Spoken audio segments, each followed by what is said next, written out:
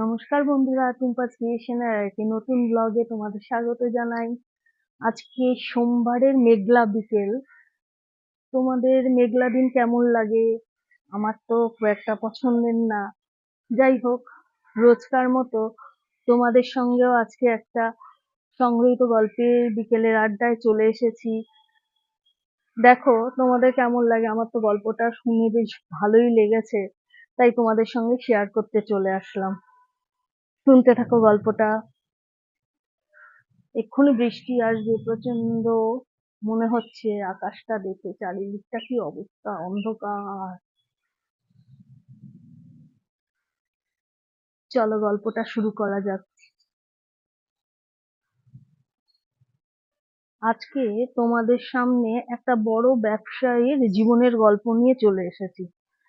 জীবনে অনেক সমস্যা আসবে, তার সমাধানও আমাদের করতে হবে ধৈর্য সহকারে।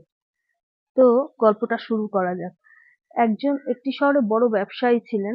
তার পয়সা কোনো কিছুর অভাব ছিল না। অনেক কারখানা ছিল। সেই কারখানায় প্রচুর মানুষ কাজ করত। কিন্তু ভদ্রলোক ঠাকুর দেবতা বিশ্বাস করতেন না, নাস্তিক প্রকৃতির ছিলেন। তো ওনার বিশাল বাড়ি শহরে, বড় বাংলো। উনি একদিন ফ্যাক্টরি থেকে বাংলোতে ঢুকছেন ওনার বাড়িতে সন্ধ্যারতি হচ্ছে, পুজো আচ্ছা হচ্ছে। উনি সেই দিকে না ধ্যান দিয়ে, কারণ উনি তো ঠাকুরের থেকে দূরে থাকতেন, ওইদিকে ধ্যান না দিয়ে উনি ওনার ঘরে চলে যান। ঘরে গিয়ে তার যে পরিচারক ছিল, চাকর, তাকে ডাকলেন, বললেন এক কাপ কফি দিয়ে যা। বলে উনি সমস্ত দিনের লাভ লোকসানের হিসাবপত্র করতে লাগলেন। তো করতে বসেছেন, এমন সময় দেখছেন ওনার বুকের মধ্যে কেমন একটা অস্বস্তি ফিল হচ্ছে। তো সঙ্গে সঙ্গে চাকরকে ডেকে বললেন, তোর আর এখন কফি দিতে হবে না, তুই একটা বড় ডাক্তার ডাক। বলে একজন ডাক্তারের নাম বললেন, তাকে ডাকতে বললেন। তো সেই ডাক্তারকে কল করা হলো। কল করা হওয়াতে এবার ডাক্তারবাবু আসলেন, সমস্ত পরীক্ষা নিরীক্ষা করলেন, করে বললেন যে আপনার তো কোনো সমস্যা নেই, আপনার শরীর তো খুব ভালোই আছে। তখন ডাক্তারবাবু বলছেন, না, আমার তো শরীরের মধ্যে অস্বস্তি হচ্ছে, আপনি আমাকে ওষুধ লিখে দিন। তখন ডাক্তারবাবু বাধ্য হয়ে ওষুধও লিখলেন, আর এক ঘুমের ওষুধও লিখে দিলেন। বললেন যদি ঘুম না পায় আপনার, তাহলে ঘুমের ওষুধটা খেয়ে ঘুমিয়ে পড়বেন। তো বলে ডাক্তারবাবু বেরিয়ে চলে গেলেন। উনি রাত্রের খাবার খেলেন। রাত্রের খাবার খেয়ে ঘুমের ওষুধটা খেয়ে বিছানায় গেলেন ঘুমাতে। ঘুমানোর চেষ্টা করছে, এপাশ ওপাশ করছে, কিন্তু কিছুতেই ঘুম আর আসছে না। এপাশ ওপাশ করতে গিয়ে ঘড়িতে দেখে রাত্রে ৩টে। তখন ভাবছে যে বদ্ধ ঘরের মধ্যে আছি, তো হয়তো ওই জন্য শরীরের মধ্যে অস্বস্তি হচ্ছে। ঠিক আছে, একটু বাইরে গিয়ে আমার বাগানটায় চলাফেরা করি, তাতে যদি শরীরের অস্বস্তিটা ঠিক হয়। তো বাইরের বাগানে গিয়ে চলাফেরা করছেন, সবই ঠিক আছে, কিন্তু তাও ওনার সেই দমবন্ধ, একটা বুকের মধ্যে দমবন্ধ হয়ে আসছে, ওই ব্যাপারটা ঠিক হচ্ছে না। তখন উনি ভাবলেন যাই একটু বাইরে গিয়ে হেঁটে আসি। বলে উনি নিজের আপন খেয়ালে হাঁটতে শুরু করলেন বাইরের রাস্তা ধরে।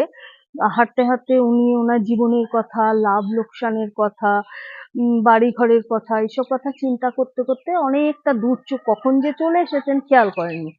তো একটু হাঁপিয়েও গেছেন, একটু পাশের বেঞ্চে বসেছেন, জুতোটা খুলে উনি বেঞ্চে বসেছেন। হঠাৎ করে একটা কুকুর এসে ওনার একটা জুতো নিয়ে দৌড় মেরেছে। সেটা যেই খেয়াল করেছেন উনি, তখনই উনি কুকুরের পেছন পেছন দৌড় লাগিয়েছেন। তো কুকুরের পেছন পেছন দৌড় লাগাতে কুকুর একটা ঝুপড়ির মধ্যে গিয়ে জুতোটাকে রেখে পালিয়ে গেছে। তা যাই হোক, ভদ্রলোক জুতোটা নিয়ে পরে এবার রওনা দেবেন। ওই মুহূর্তে পাশে আর একটা ঝুপড়ির থেকে খুব কান্নার আওয়াজ আসছে। কান্নার আওয়াজ আসাতে এবার ভদ্রলোক ভাবছে কি হলো। বললো, না, রাত হয়ে গেছে, চলে যাই, যাব না, যা হয় হোক গিয়ে। কিন্তু সেই কথা আবার চিন্তা করে দেখি তো কি হলো, কৌতূহলবশত ঝুপড়ির কাছে গিয়ে ডাকছেন, কেউ আছেন, শুনছো? তারপরে একটা মহিলা বেরিয়ে এসছে। দরজা খুলে বেরিয়ে এসছে। মহিলাকে বলছে, আপনি কাঁদছেন কেন, কি হয়েছে আপনার? তখন বলছে, এই যে আমার 7 বছরের মেয়ে, ও ভীষণ অসুস্থ, ওর অপারেশন করা দরকার।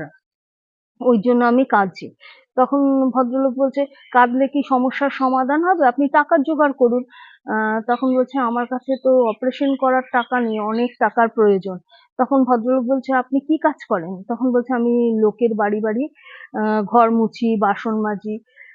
ভদ্রলোক বলছেন যে, তাহলে তাদের কাছে টাকা চাও। বলছে, কেউ দিতে রাজি হচ্ছে না বাবু।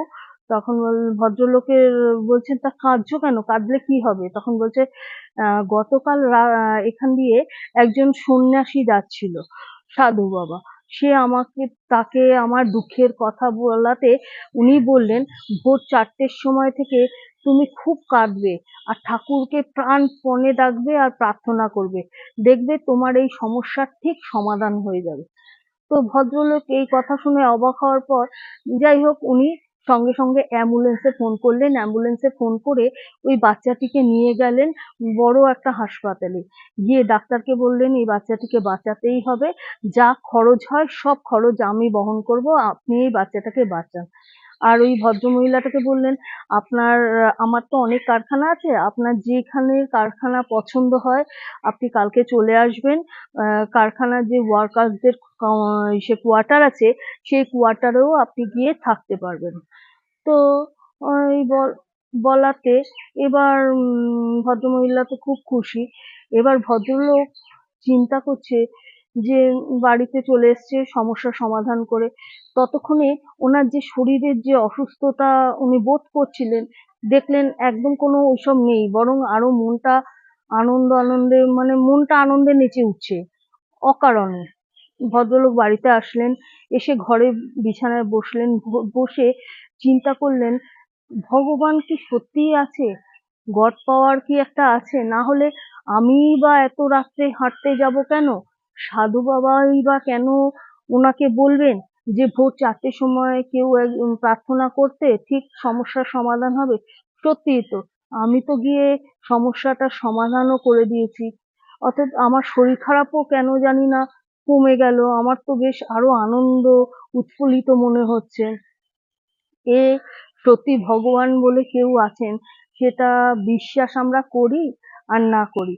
তারপর থেকে ভদ্রলোক ভগবানের প্রতি একদম চিরবিশ্বাসী হয়ে রইলেন। এই গল্প থেকে আমরা ভাবতে পারি যে সত্যি সমস্যায় পড়লে ওই একটা সুপ্রিম পাওয়ার আছে, সেই, আমাদের তো কর্ম করতেই হবে, তার সঙ্গে ওই সুপ্রিম পাওয়ারের যদি আশীর্বাদ না থাকে, তাহলে আমরা এই জীবন যুদ্ধে জয়লাভ করা কঠিন থেকে কঠিনতর হয়ে যায়। তাই না বন্ধু? আজকের গল্পটা কেমন লাগলো তোমাদের? তাহলে আজকে আসি, দেখা হবে আবার নেক্সট ব্লগে। Tata, bye bye.